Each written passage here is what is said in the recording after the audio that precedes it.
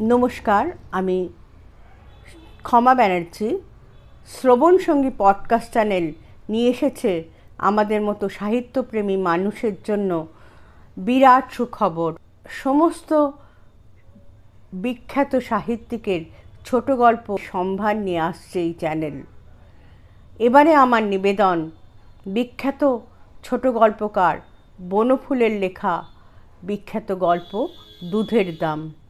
শুনুন এবং শুনে যদি ভালো লাগে বা মন্দ লাগে দুরকমই কিন্তু আমাদের মন্তব্য করে জানাবেন এবং সেই সঙ্গে ছোট্ট একটা লাইক এবং সাবস্ক্রাইব করতে ভুলবেন না এবং পাশে রাখা বেল আইকনটি যদি প্রেস করে দেন তাহলে আমাদের সাহিত্য সম্ভার শ্রবণ সঙ্গী পডকাস্টে যখনই আসবে তখন আপনি হবেন প্রথম শ্রোতা।